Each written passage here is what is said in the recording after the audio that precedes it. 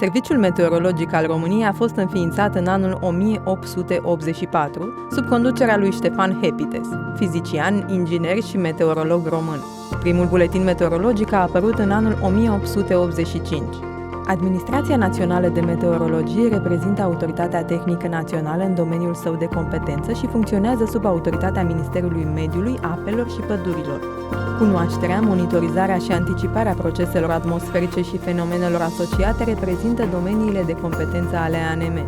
În prezent, Administrația Națională de Meteorologie derulează proiecte de modernizare a infrastructurii meteorologice în valoare de peste 60 de milioane de euro. Suntem în a treia etapă de modernizare ce vizează implementarea și modernizarea rețelei naționale de stații meteorologice automate, nu în ultimul rând, modernizarea rețelei de radare meteorologice, modernizarea sistemului de comunicații și îmbunătățirea performanțelor sistemului informatic de transmitere și preluare a datelor meteorologice din rețeaua națională de specialitate, sistemul de recepție, prelucrare, vizualizare, diseminare a rețele a datelor de la sateliții meteorologici, nu în ultimul rând, sistemul de recepție, preluare automată și arhivare a datelor de la sateliții Copernicus și, unul din obiectivele cele mai importante, Centrul Agrometeorologic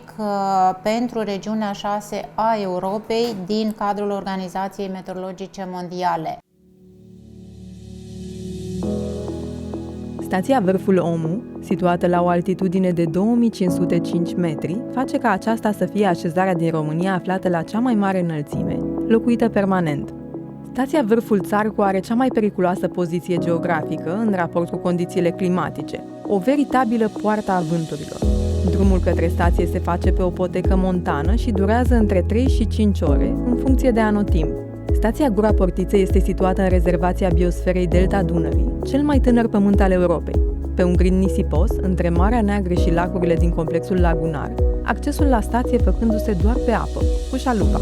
Stația Sulina a fost înființată în anul 1857 și este una dintre cele mai vechi stații meteorologice din țară. Este situată și ea în rezervația biosferei Delta Dunării, fiind accesibilă doar pe apă. Pe muntele Penteleu, la intersecția dintre provinciile istorice ale României, Moldova, Transilvania și Muntenia, se află stația meteo-omonimă Penteleu. Drumul către stație măsoară 18 km forestieri, iar meteorologii urcă și coboară numai cu piciorul.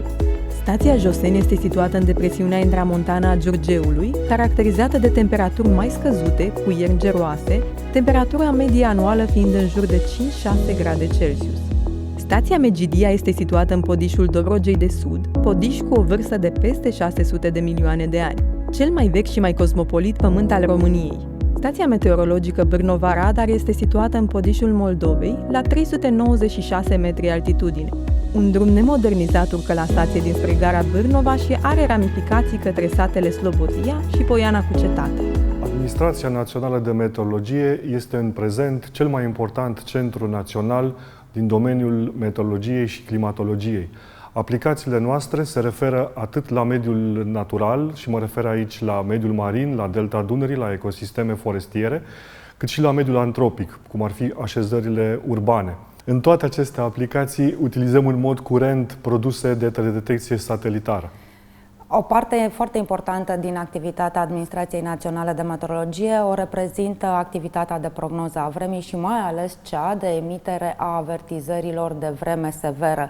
Acestea se transmit atât publicului larg, cât și autorităților locale și centrale, cu scopul de a proteja populația și bunurile. Totodată, ANM, prin CNPM, asigură produse și servicii către public sau alte organizații legate de vreme. Acestea pot fi produse specializate despre cum a fost sau cum va fi vremea, în acord cu specificul activităților pentru care sunt necesare, sau informații cu caracter general despre starea vremii, cu 12-24 de ore până la 10 zile anticipație la punct fix, la nivel regional sau național. De asemenea, se furnizează estimări cu privire la evoluția valorilor termice și a precipitațiilor, precum și estimări pe 4 săptămâni sau alte informații specializate la cerere.